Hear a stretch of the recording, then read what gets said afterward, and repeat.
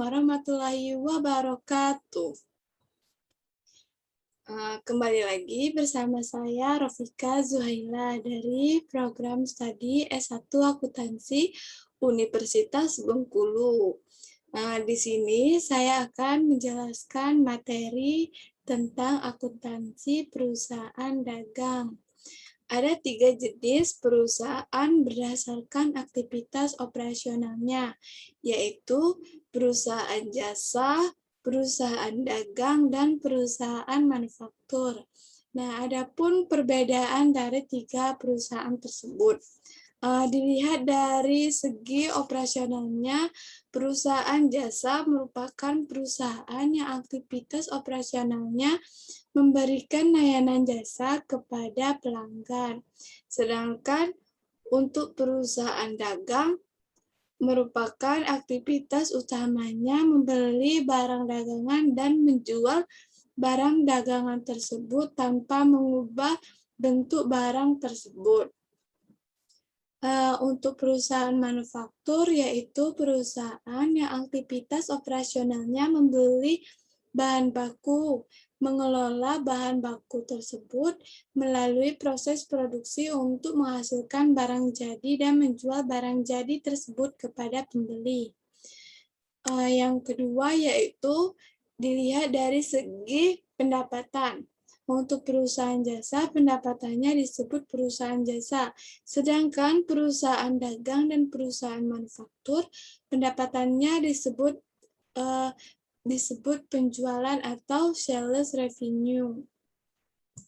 Dilihat dari segi persediaannya, perusahaan jasa persediaannya berupa perlengkapan atau barang habis pakai yang akan digunakan untuk mendukung layanan jasa yang diberikan atau layanan operasional perusahaan. Sedangkan untuk perusahaan dagang, selain perlengkapan juga terdapat persediaan berupa barang dagangan yang merupakan bagian dari aset lancar yang akan memberikan manfaat ketika barang dagangan tersebut terjual. Untuk perusahaan manufaktur, selain perlengkapan terdapat 3 jenis persediaan, yaitu persediaan bahan baku, persediaan barang dalam proses, dan persediaan barang jadi. Nah, yang terakhir yaitu dilihat dari segi beban-beban. Untuk perusahaan jasa, beban-beban untuk satu periode berupa beban-beban operasi. Sedangkan perusahaan dagang, beban-beban untuk satu periode terdiri dari adanya beban pokok penjualan atau harga pokok penjualan, dan beban-beban operasi yang terdiri dari beban penjualan dan beban administrasi dan beban umum. Begitu juga dengan perusahaan manufaktur. Selanjutnya yaitu aktivitas operasional perusahaan jasa dan perusahaan dagang. Selain dari aktivitasnya, yang membedakan perusahaan jasa dan perusahaan dagang dan perusahaan manufaktur adalah dari segi perhitungan dan penyajian laba ruginya. Perusahaan jasa menyajikan laporan laba ruginya biasanya dengan format single step. Artinya, pendapatan yang diperoleh langsung dikurangkan dengan semua beban untuk memperoleh laba atau rugi. Sedangkan pada perusahaan dan perusahaan manufaktur menggunakan format multi-step, yang artinya perusahaan menyajikan penjualan yang dikurang dengan HPP untuk mendapatkan laba kotor. Kemudian, laba kotor dikurangi dengan semua beban operasi untuk mendapatkan laba atau rugi bersihnya. Selanjutnya yaitu kita membahas mengenai istilah-istilah dalam kaitannya dengan arus harga perolehan atau cost flow. Nah, yang pertama yaitu persediaan barang dagangan awal atau beginning inventories adalah total harga perolehan atas barang dagangan pada awal periode yang nilainya diambil dan nilai persediaan akhir periode sebelumnya. Yang kedua yaitu ada pembelian atau cost of goods purchase atau purchase adalah total harga perolehan atas barang yang dibeli untuk satu periode. Selanjutnya yaitu barang tersedia untuk dijual atau cost of goods available for sale, yang artinya adalah total harga perolehan atas barang tersedia untuk dijual untuk satu periode yang dihitung dengan menjumlahkan persediaan barang dagangan awal ditambah pembelian bersih.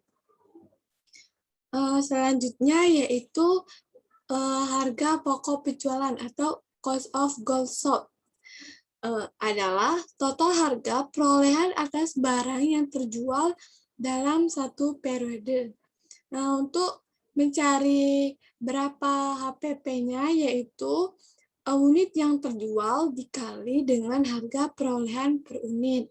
Selanjutnya yaitu persediaan barang dagangan akhir atau adalah total harga perolehan atas barang yang belum terjual sampai akhir periode, yang dimana dengan mencarinya yaitu unit yang tersisa dikali dengan harga perolehan per unit.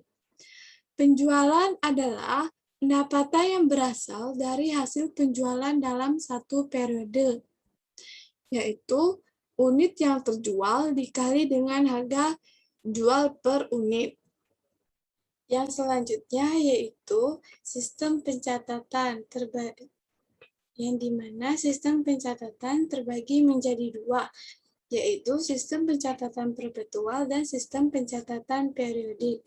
Pada sistem perpetual yang menggunakan kartu persediaan sebagai buku pembantu persediaan yang digunakan untuk mencatat setiap mutasi yang berhubungan dengan barang dagangan, maka jumlah kuantitas persediaan barang dagangan akan dapat diketahui setiap saat dengan melihat catatan pada kartu persediaan.